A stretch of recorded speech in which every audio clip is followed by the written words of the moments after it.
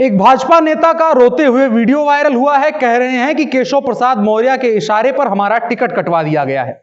इसके अलावा बीते एक महीने में राजनीतिक पार्टियों का फोकस नेताओं को लुभाने की तरफ था, लेकिन अब उनको जनता की याद आ रही है, तो अब जनता को लुभाने की कोशिश की गई है। मुख्यमंत्री योगी आदित्यनाथ कह रहे हैं कि माफिया से मुक्त कराई गई जमीन पर गरीबों के महल बनेंगे। दूसरी तरफ कांग्रेस का भी घोषणा पत्र आ गया है, जिसमें महिलाओं को नौकरी की गारंटी, शिक्षक पदों पर परीक्षा भर्ती, लीक को रोकना, 30 साल से कम उम्र के उद्यमियों को बढ़ावा देने समेत तमाम वो मुद्दे हैं जिन पर विपक्ष भारतीय जनता पार्टी को लगातार घेर रहा है। इसके अलावा अखिलेश यादव पहले ही ऐलान कर चुके हैं कि अगर उनकी सरकार आती है तो पुरानी पेंशन व्यवस्था लागू कर दी जाएगी। उसके साथ साथ किसानों के लिए भी तमाम वायदे कर चुके हैं। और इसके अलावा आज अखिलेश यादव की सीट भी फाइनल हो गई कि वो कहां से चुनाव लड़ेंगे, उसको लेकर के बात करेंगे। और इस तरीके से उत्तर प्रदेश के चुनाव में जनता की थोड़ी बहुत सुध नेता लोग ले रहे हैं। इसके अलावा उत्तर प्रदेश की राजनीति में आज बहुत हलचल हुई है, उन सब पर आज एक एक करके बात करेंगे। नमस्कार, मेरा नाम है अनुराग मिश्रा और आप देख रहे हैं जनता जंक्शन शो। खबरों पर बात करें उससे पहले महेश चंद्र जी की एक कथा है, वो आपको सुना देते हैं। वही आज के पूरे कार्यक्रम का आधार है कि अपनी फितरत पर नाज है मुझको, भूल सकते नहीं ये अहले नजर, खूब हंसता हूं मुस्कुराता हूं दोस्तों की सितम जरीफी पर। खैर, पहली खबर यह है कि योगी आदित्यनाथ ने आज तेज तर्रार भाषण दिया। उन्होंने कहा, हर नगरीय निकाय में माफिया से मुक्त कराई गई जमीनों पर गरीबों के महल बनाएगी सरकार, और साथ ही अपराधियों के विरुद्ध जीरो टॉलरेंस वाले संकल्प को भी दोहराया और अपनी पीठ थपथपाते हुए कहा कि आजादी के बाद सरकारें तो बहुत आई गई उत्तर प्रदेश में, लेकिन इस सरकार के अलावा किसी ने भी समग्रता से प्रदेश के विकास की दिशा में नहीं सोचा। योगी आदित्यनाथ के इस बयान को सुनने के बाद एक बहुत जहनी सा और सतही सा सवाल उठता है कि जब नेताजी कहते हैं कि सारी सरकारें लूट रही थी हम और हमारी सरकार ने बहुत अच्छा काम किया है, तो क्या वो पीछे के वर्षों में आई अपनी सरकार को भी लूट खसोट करने वालों में गिनते होंगे? उसका जवाब ढूंढिए, हम आपको बताते हैं कि आगे कुछ उन्होंने कहा। उन्होंने अपने महापौर, चेयरमैन, पार्षदों को कोरोना की तीसरी लहर में प्रशासन और चिकित्सा विभाग का सहयोग करने की अपील की और कहा कि घर घर जाकर के देखें कि कोई समस्या तो नहीं है। किसी को कोई समस्या हो तो जरूरतमंद लोगों की मदद करें, स्क्रीनिंग करवाएं और उनको मेडिकल किट मुहैया करवाएं। संभवतः भाजपा को बाद में याद आ रहा है कि जनता के बीच में जाकर के कोरोना के दौरान मदद करनी चाहिए, क्योंकि पिछली 2 लहरों में जो कुछ भी हुआ है सरकार की तरफ से वो हम सबके सामने है। इसके अलावा बात प्रमुख विपक्षी नेता अखिलेश यादव की कर ले रहे हैं। अभी तक तमाम कयास लगाए जा रहे थे कि अखिलेश यादव कहां से चुनाव लड़ेंगे। आज ऐलान हो गया है, अखिलेश यादव मैनपुरी की करहल सीट से चुनाव लड़ेंगे। आपको बताएं, ये सीट सपा के लिए बेहद खास है। अखिलेश यादव के पिता मुलायम सिंह यादव करहल के ही जैन इंटर कॉलेज में पढ़ा करते थे और इसके बाद यहीं पर शिक्षक भी रहे, जितने भी साल वो शिक्षक रहे। मुलायम सिंह के गांव सैफई से महज 4 किलोमीटर की दूरी पर यह सीट पड़ती है और सुरक्षित सीट मानी जाती है समाजवादी पार्टी की। करहल विधानसभा सीट पर सपा 7 बार चुनाव जीत चुकी है। 2007 से अब तक लगातार सपा का ही इस सीट पर कब्जा है और सोबरन सिंह का टिकट काट करके अखिलेश यादव को वहां से टिकट दिया गया है। अखिलेश यादव के चुनाव लड़ने की घोषणा के बाद समाजवादी पार्टी को एक झटका भी लगा है। करहल विधानसभा क्षेत्र से नेता रहे रघुपाल सिंह भदौरिया ने पार्टी से इस्तीफा दे दिया है उनके वहां से चुनाव लड़ने के ऐलान के बाद, और वो भारतीय जनता पार्टी में शामिल हो गए हैं। और उन्होंने कहा है कि समाजवादी पार्टी में जातिवाद चलता है, सपा जातिवादी ही पार्टी है, ये उनको पता होना चाहिए। लेकिन उन्होंने आरोप लगाया कि यादवों को तहजीर दी जा रही है। लेकिन रघुपाल सिंह ने यह सब जानने के बाद भी यह आरोप लगाया कि वहां पर यादवों को तरजीह दी जा रही है।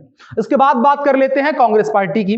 आज राहुल गांधी और प्रियंका गांधी के डुओ ने कांग्रेस का उत्तर प्रदेश का घोषणा पत्र जारी किया, जिसमें साफ तौर पर युवा और महिला वोटरों को टारगेट किया गया है। कांग्रेस ने अपने घोषणा पत्र में 20 लाख नौकरियां देने की गारंटी दी है, 8 लाख महिलाओं को नौकरी देने की गारंटी की है, और जैसे पार्टी में टिकट का 40% वाला फॉर्मूला था, उसी तरीके से नौकरी में भी 40% का प्राथमिकता देने की बात कही है। इसके अलावा 30 साल की कम उम्र के व्यापारियों को मदद देने का भी वादा किया है और साथ ही पुलिस में 1 लाख पदों की भर्ती की गारंटी भी दी है।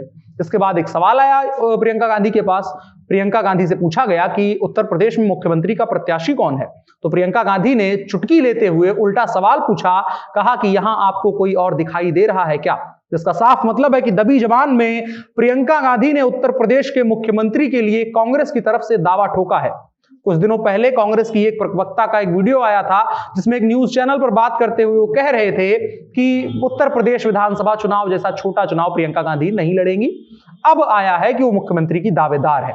इसके अलावा किसानों को भी टारगेट किया उस दौरान, मतलब कि वोट पाने के लिए। उन्होंने कहा कि उनका पूरा कर्जा माफ कर दिया जाएगा और गेहूं का न्यूनतम समर्थन मूल्य जो लगातार जिस पर उत्तर प्रदेश में बात हो रही है, उन्होंने कहा कि 2500 रुपए होगा।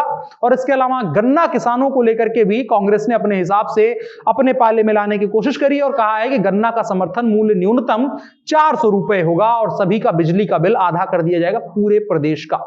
ये रही वो तमाम बातें उत्तर प्रदेश की जो प्रमुख राजनीतिक पार्टियों की तरफ से हुई है, जो ऐलान हुए हैं। अब चलते हैं कुछ राजनीतिक घटनाओं की तरफ कि क्या कुछ घटनाक्रम रहा उत्तर प्रदेश में आज। सबसे ज्यादा चर्चा समाजवादी पार्टी की मुरादाबाद देहात सीट और कुंदर सीट की हो रही है, जहां से दोनों अपने सिटिंग विधायकों के सपा ने टिकट काट दिए है। एक तरफ एक सीट से हाजी नासिर कुरैशी सपा के उम्मीदवार हैं, तो दूसरी तरफ मौजूदा विधायक हाजी इकराम का टिकट कट गया है, लेकिन उनका कहना है कि उनका टिकट होल्ड पर है, वो सपा के प्रत्याशी के तौर पर चुनाव लड़ेंगे। आपको बताएं, मुरादाबाद जिले में अपने 2 सिटिंग विधायकों का सपा ने टिकट काटा है। दोनों विधायक अखिलेश यादव की चौखट पर डेरा लगाए हैं कि टिकट मिल जाए। देखने वाली बात होगी कि किसको टिकट मिलता है आधिकारिक रूप से।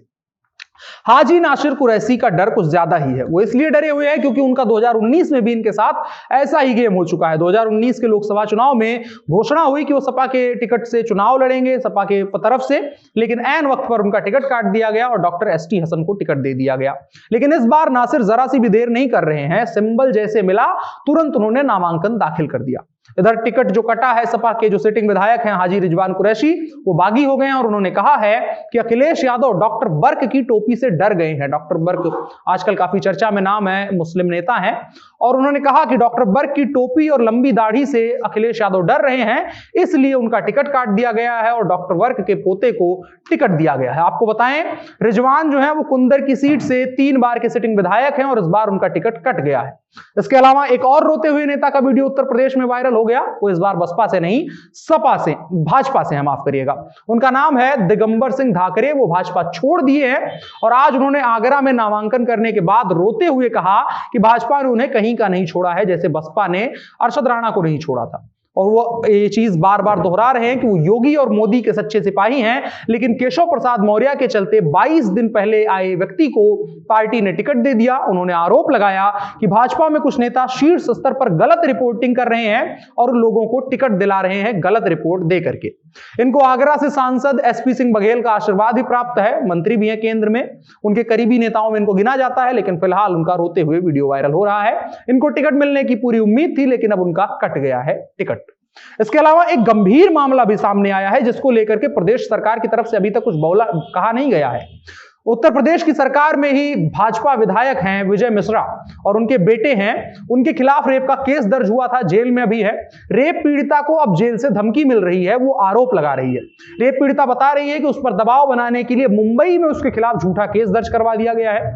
पीड़िता का आरोप है कि विजय मिश्रा जेल से चुनाव लड़ने की तैयारी कर रहा है और लगातार धमकी दे रहा है कि एक पार्टी से बात हो गई है, वहां से टिकट लेकर के फिर से विजय मिश्रा विधायक बनेगा और इस बार रेप पीड़िता का पहले से भी ज्यादा बुरा हाल करेगा। और रेप पीड़िता कह रही है कि स्थानीय पुलिस को शिकायत भी करी है, लेकिन पुलिस कोई कार्यवाही नहीं कर रही है, इसलिए उसकी जान को खतरा है।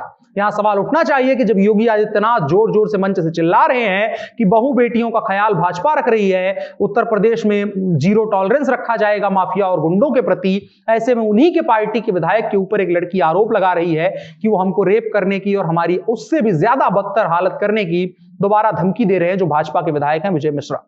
इसके अलावा भाजपा में आई नई नवेली अपर्णा यादव की भी बात कर लेते हैं। आज उन्होंने अपने ससुर यानी समाजवादी पार्टी के पूर्व अध्यक्ष और संरक्षक मुलायम सिंह यादव का आशीर्वाद लिया और सोशल मीडिया पर इसे शेयर भी किया और एक तरीके से यह दिखाने की कोशिश कर रही हैं अपर्णा यादव कि जो भी उन्होंने फैसला लिया है उसमें मुलायम सिंह यादव का आशीर्वाद उन्हें बाकायदा प्राप्त है। ये कुछ घटनाक्रम रहे उत्तर प्रदेश में जो आज घटित हुए। इसके अलावा भी तमाम चीजें हो रही हैं जिन पर हम लगातार बात कर रहे हैं, आगे भी बात करते रहेंगे। आपकी क्या राय है उत्तर प्रदेश विधानसभा चुनाव 2022 को लेकर के? किस तरह के समीकरण होने चाहिए, किन मुद्दों को उठाया जाना चाहिए, किन मुद्दों को किनारे किया जा रहा है, कौन सी पार्टी कैसा खेल खेल रही है, उसको लेकर के आप कमेंट बॉक्स में राय दे सकते हैं। आज की बड़ी खबर में इतना ही, अब बढ़ चलते हैं इन शॉर्ट्स की तरफ। पहला इन शॉर्ट दिल्ली से है। इंडिया गेट पर बने अमर जवान ज्योति की मशाल की लौ 21 जनवरी यानी आज से बंद हो गई है। आज आयोजित कार्यक्रम में इस मशाल को राष्ट्रीय युद्ध स्मारक की लौ में मिला दिया गया। भारतीय सेना के एक अधिकारी ने मीडिया संस्थान से बात करते हुए बताया कि समारोह की अध्यक्षता एयर मार्शल बलभद्र राधाकृष्ण ने की। उनके द्वारा ही लौ को मिलाया गया। बता दें, इंडिया गेट स्मारक ब्रिटिश सरकार ने 1914 से 21 के बीच जान गंवाने वाले ब्रिटिश भारतीय सैनिकों की याद में बनवाया था, जो द्वितीय विश्व युद्ध में भारत से गए थे और ब्रिटेन की तरफ से लड़े थे। बाद में अमर जवान ज्योति को 1970 में पाकिस्तान पर भारत की बड़ी जीत के बाद युद्ध स्मारक में शामिल किया गया था, बनवाया गया था। वहीं इंडिया गेट परिसर में बने राष्ट्रीय युद्ध स्मारक का 2019 में उद्घाटन किया गया था। राष्ट्रीय युद्ध स्मारक में उन सभी भारतीय रक्षा कर्मियों के नाम हैं जिन्होंने 1947-48 से विभिन्न अभियानों में आज तक अपनी जान गंवाई है।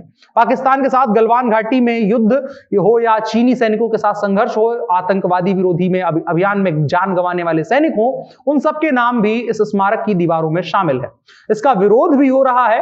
राहुल गांधी, विपक्ष के नेता, उन्होंने ट्वीट करके लिखा है कि बहुत दुख की बात है, हमारे वीर जवानों के लिए जो अमर ज्योति जलती थी आज उसे बुझा दिया गया है। कुछ लोग देश प्रेम और बलिदान नहीं समझ सकते हैं, कोई बात नहीं है, हम अपने सैनिकों के लिए अमर जवान ज्योति को एक बार फिर से जलाएंगे। भाजपा की तरफ से इस पर कोई पलटवार नहीं आया है। इसके अलावा एक खबर उत्तराखंड से। बीजेपी से 6 साल के लिए निकाले गए पूर्व कैबिनेट मंत्री हरक सिंह रावत अपनी बहू अनुकृति के साथ आज कांग्रेस में शामिल हो गए हैं। बड़े दिन से अंदाजा यही लगाया जा रहा था। उन पर पार्टी विरोधी गतिविधियों का आरोप लगने के बाद भाजपा से निष्कासित कर दिया गया था। हरक को बीते रविवार को भाजपा से निकाला गया है और सूत्रों से खबर यह भी है कि एक ही टिकट की शर्त पर हरक को कांग्रेस में शामिल कराया गया है। हरक सिंह को शामिल नहीं कराया गया, या यूं कह सकते हैं कि उनकी घर वापसी हुई है। कुछ वर्षों पहले वो कांग्रेस का हिस्सा थे। कांग्रेस से अब या तो हरक सिंह रावत को टिकट मिलेगा या फिर उनकी बहू को टिकट मिलेगा, ये देखने वाली बात होगी। इसके अलावा एक खबर पंजाब से। पंजाब के मुख्यमंत्री चरणजीत सिंह चन्नी आम आदमी पार्टी के संयोजक अरविंद केजरीवाल के खिलाफ मानहानि का मुकदमा दायर करेंगे। केजरीवाल ने कांग्रेस नेता के भतीजे सहित पंजाब में कई जगहों पर ईडी की छापेमारी के बाद चरणजीत सिंह चन्नी को एक बेईमान व्यक्ति करार दिया था। दिल्ली के मुख्यमंत्री ने कहा था कि चन्नी एक आम आदमी नहीं, बेईमान आदमी है। राइमिंग बनाने में कुछ गड़बड़ा गया, लेकिन अब मानहानि का मुकदमा होने जा रहा है। इसके अलावा एक खबर मध्य प्रदेश, इसके अलावा एक इन शॉर्ट मध्य प्रदेश से। मध्य प्रदेश के मुख्यमंत्री शिवराज सिंह चौहान और पूर्व मुख्यमंत्री कमलनाथ ने स्टेट हैंगर पर करीब 30 मिनट की मुलाकात की। यह मुलाकात अचानक हुई और करीब 30 मिनट तक दोनों ने अलग अलग विषयों पर चर्चा की। इसके अलावा बाढ़ से प्रभावित लोगों को मुआवजा देने के मुद्दे पर शिवराज सिंह से मुलाकात नहीं होने की वजह से पूर्व मुख्यमंत्री और कांग्रेस नेता दिग्विजय सिंह ने सीएम हाउस के सामने धरना दे दिया। दोपहर में मुलाकात का जब आश्वासन मिला, उसके बाद धरना खत्म किया। आज के इन शॉर्ट्स में इतना ही। अब बढ़ चलते हैं कार्यक्रम के अगले हिस्से की तरफ, जो है आज का कानून। आज के कानून में बात करेंगे इलाहाबाद उच्च न्यायालय के इस सप्ताह केंद्रीय मंत्री अजय मिश्रा के बेटे आशीष मिश्रा द्वारा दायर जमानत याचिका पर अपना फैसला सुरक्षित रखने के मामले को लेकर के, जो लखीमपुर खीरी हिंसा का मुख्य आरोपी है, जिसमें 8 लोग मारे गए थे। पिछले साल 3 अक्टूबर को यह घटना हुई थी। लखीमपुर खीरी में हिंसा के दौरान 8 लोग मारे गए थे। जब किसान अब जो निरस्त किया गया कृषि कानून है, तब उसका विरोध कर रहे थे। विरोध प्रदर्शनों ने उत्तर प्रदेश के मुख्यमंत्री केशव प्रसाद मौर्य की यात्रा को बाधित कर दिया था, जिन्होंने क्षेत्र में एक कार्यक्रम में भाग लेने की योजना बनाई थी। मिश्रा के ऊपर आरोप यह है कि एक 4 पहिया वाहन ने कथित तौर पर, अभी कानूनी तौर पर यह कथित कहा जा रहा है, कथित तौर पर प्रदर्शन कर रहे किसानों सहित 8 लोगों को कुचल दिया था और 8 लोगों की हत्या कर दी थी। इनमें कुछ संख्या है कि जो भीड़ के द्वारा मारे गए थे और कुछ संख्या है जो आशीष मिश्रा के द्वारा कुचले गए थे।